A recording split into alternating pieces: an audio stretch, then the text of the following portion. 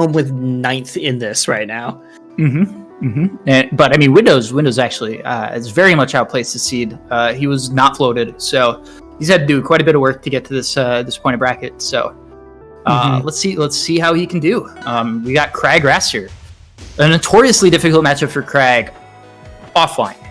Online, it becomes much harder for Raster to really extend the combos in the way that makes this matchup so hard.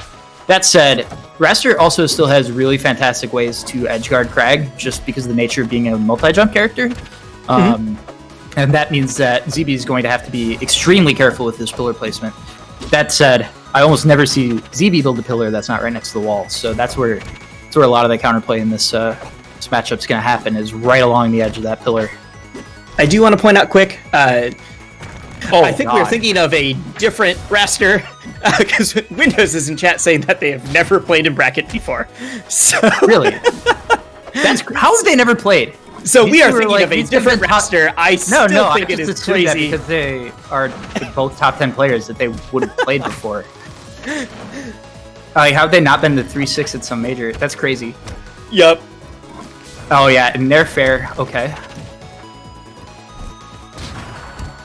Yeah, I actually don't believe you, Windows. We don't believe you, Windows. Sorry.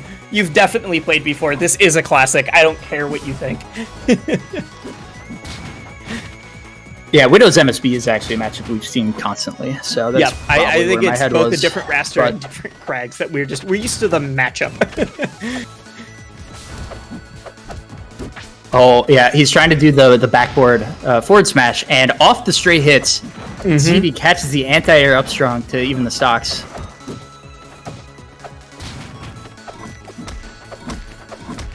Oh god. Okay. What's that rock going?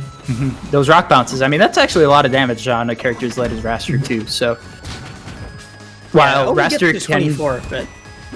While Raster can be quite tough to chase down for Crag, he has really potent combos off of stuff like Nair 2-3 up air. So... Yeah, every percent matters quite a bit. So much coverage with jab 1-2 into baby dash boosted forward tilt there from ZeeBee. Windows just not falling for it. There's that pop-up Nair that I'm talking about. So at around 70, that will start killing. Oh, and just a little bit of that was an unfortunate extension, it looked like, after the hit. Cleans it right up, though. Brings it right back. Let's see. Okay, where's this combo going? Pulls off the rock, doesn't do anything with it, though. Interesting. Had ZeeBee hit that rock a little earlier, he would have extended the hitbox. I think Windows would have got hit by the shards before getting hit by the up smash, but... Yeah, that was Razor's Edge stuff right there in terms of the frames. Oh, yeah, actually really huge that Windows held it in on that dash attack. You don't want to be in front of Crag after that. Okay, yeah, trying to catch the whiff punish with the falling down air. Yeah, ZeeBee just trying to play so careful. Yeah, and there's that Nair up air. One more of those, honestly. Ooh, gets caught holding a rock. Has to roll out of there. Windows had been holding in on so many of those, not this time. Pillar's low. Up tilt. Oh, it's so good. Wow, just throwing the up air in. Oh my god. Either of them gets a strong hit. That's not it. Okay. Yeah, even non-slipstream boosted Raster barely had enough momentum to get past that up strong. I think that was the case where back hit up strong would have killed with bad DI too. But all right, ZeeBee finds his way up with a ledge dash up strong. He's gonna take the stock. I've intense game one between these two. I've never heard that described as a ledge dash in this game, but it's a ledge dash. It is, right? For all purposes, it's used in the same way. Yeah. It's honestly one place where I feel like I've really fallen behind the meta when I try and go on rank these days. But anyway, game 2 is going to be on Merchant Port. Same characters, ZeeBee on the Crag, Windows on the Raster. Somehow the first time that they've ever played. Here we go. I don't know. Jack, you work at PG Stats. I trust you more than I trust Windows in this. Right? I'm sure that they've played almost every major. I just feel like they played before. Your database can't lie. I don't know what to tell them. My feelings don't care about your facts. All right. And there's the up strong, catching the roll in, yeah. And like that's a place where, like I said earlier when we saw that setup, that you could down strong in that spot. I don't think that would have killed in that spot. So ZeeBee taking the option that reads only one of the tech options, finding it and getting the kill for it. You got that one and took it. If it only covers one option, but that option kills, sometimes it's totally worth it. Yep. Windows though, oh man, I was gonna say racking up the percent well, but that okay, yeah, he caught the pillar. The up tilt, ZeeBee still without a pillar here. Oh, the uppy didn't sweet spot. That's so sad for Windows. You feel like he pretty much did everything right in that scenario. And instead, ZeeBee catches the up strong and has a huge lead. Because it led into a good huge reversal, too. That was super interesting. There was a point there. Okay, gets the up special. There was a point there where ZeeBee did a nair on the rock and sent the shards the other way, but then punished the parry from Windows. Yep. And that's like, it's such an interesting bait of like, you very rarely see someone go for the shards but intentionally miss them. Oh yeah. I mean, yeah, the simplest version of that is like whether you down tilt or forward tilt it, right? Because it sends different angles. Oh man, that was so dominant from ZeeBee. It was a really incredible recovery to get around all that stuff that Windows poked out, but I still can't believe that upbeat sour spotted. I mean, which quite literally could have changed the outcome of that match. Yeah. We're saying that it looked dominant from ZeeBee, but if that one thing had happened, who knows where we would have ended up. Windows pulling out their own Crag. And I think this makes a ton of sense. Here.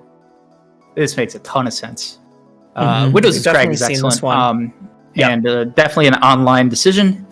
And I think we're going to see a little bit of neutral air from Windows in this game, judging by you think we're going to see some there? I do appreciate the start, though. Yeah, classic Crag start.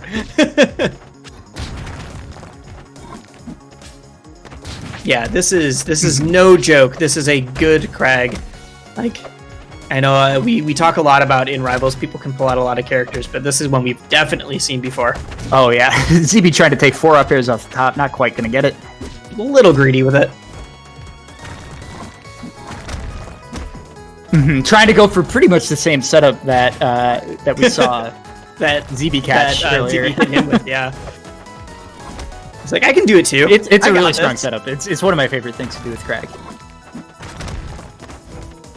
So the thing is, like down here against a lot of Crags, it would be really effective to go down like try and back air forward air them off the pillar. But Windows is aware that ZeeBee's going to attack every single attempt to do something like that. Oh, and we're building a wall. Okay. Yep. Windows takes the first stock. Pretty high is destroying a wall. Oh yeah. He knew that would have been gross. To just go for it. Yeah. Sometimes you gotta. Oh yeah. Oh man, we're talking about Nair. We're seeing some Nair. Nair leading into a lot right now. Yeah, I mean, if you hold in on there, Craig pretty much gets what he wants.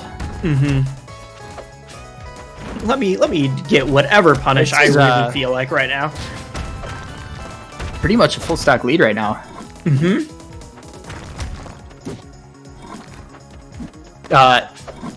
You know what Windows' Crag is reminding me a little bit of is, for some of you older Rivals heads, Gecko. The way that Gecko used like high pillars in the middle of the stage. Yeah, he was one of the oldest Crags in the book, and he like his whole gameplay is based around like taking advantage of people's reactions to pillar and block throws, basically. And Windows is getting a lot out of these high pillars in the center stage, which I'm gonna go ahead and say that's a very online play, because it gets a lot easier to parry that pillar. So many rocks. Right. But yeah, Windows knows what's up, because I think this is absolutely the right play for this environment.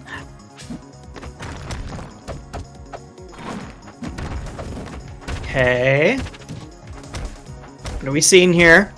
Oh man, this train kill. Not yet. Oh, and that pillar actually picked him up? Oh, this is... What a weird reversal. Okay. Every time I see 2 different Crag pillars off stage on the same side, it always is funny to me. Well, yeah, that's actually one of the key ways to edgeguard in the Ditto is once the Crag has blown his pillar, to use, like, like exactly what we're seeing right now. You force the Crag to attack through the pillar, which will extend his hitbox, which can give you the opportunity to send it back off stage with no resources. But ZeeBee fully aware of how all of this works, so he's not gonna die to that. It's one of those, like, you need the Crag knowledge. You can't just, like, pull out your random Crag and there's do that, but both of these players the Crag Ditto is really just, like, constant knowledge checks. Like, there's a little bit of execution, I guess. Well, that's what we were saying about, like, earlier. Oh, let's mention that pick worked very well. Yeah, I love it. Yep. But like when we were talking about some of the high tech counterpick war stuff from, so we are gonna see ZeeBee's Daedalus versus Windows Crag. So yep, we're getting a counterpick. They are going to Blazing Hideout, which makes a lot of sense. Easy ice, so easy safe ice specifically. But no, we were talking about like ZeeBee's Crag having a lot of tech before, but it's not execution heavy tech, it's knowledge heavy tech. Well, I would say that ZeeBee's is both. I would say that ZeeBee's is definitely both, because he gets the most out of like baby dash stuff. True. Yep. That kind of thing. So yeah, I don't know. No, a little column A, a little column B, right? Yep. But yeah, this is a matchup that requires the Crag to play very specifically, I would say. And that might be a tough adjustment for Windows to make, especially that first stock was any indication. Like I'm not in any way saying that this is like a losing matchup for Crag. I actually think it's pretty much even. It's just what are the adjustments? Both sides snowball really hard. In a lot of cases with Crag, I feel comfortable blowing my double jump, knowing that I can always just pillar and be fine. If you get caught blowing your double jump too early and you get up aired by Daedalus, you just die. And so it's really like that kind of management. Yeah, well, like that. I mean, getting hit off the pillar is also never great. So baby dash for those of you who aren't aware is like a way to basically like get a frame of dash before you input your grounded move, I believe. I don't even know how to do it. I know that ZeeBee has like a weird control scheme that makes it easier. Frame perfect dash input, basically, yeah. And that Daedalus comes out and just absolutely destroys the Crag. So like I was saying, adjustments have to be made. They were not made, and ZeeBee will explode his way into loser side top 8. Yeah, that was emphatic. Like, all right, you can win the Ditto, but I still got the counterpick advantage. Blows them up with a 3 sock in order to secure top 8 in what I'm sure will go down as just another one of their classic rivalry matchups. So. Yeah, a valiant effort from Windows, though. We love seeing the Crag. What was that, Steven? Cool. All right, yeah. So before Wisely and I head off and leave you with the big-time top 8 TriCast, we'll run you through this bracket. So we got an exciting top 8 coming your way. Yeah, so... Oh, I had the order of winner semis wrong when I was talking about it earlier. This is a really interesting pair of matchups, actually. Cheesy Potato and Penguin going to be Crag Absa, and then Halite Kusi. That's going to be fascinating. I don't think I've seen, personally at least, Halite against Ori. No, I haven't. But I mean, so, I just want to put some huge notice on the fact that Halite has made winner semis of the RCS finals. That is incredible. And then in the bottom side, I think we have quite a few names that we actually might have expected to see on that other side. Sego and ZeeBee, both of these players were actually seeded to be in the spot, I believe, but like they both had some pretty intense matches against the players on the top end. So yeah, a couple of forces there, and then Zaro and Kakasol. I don't think we need to say anything else here. This is Zaro Cake playing for 7th. Playing for 7th at the finals. Okay. All right. It just happens. But no, so, this is going to be an explosive top 8. I'm very excited to sit back and relax and watch this one. You guys will be getting a lot of character variety too. Yeah, a ton of character variety. I would need to see that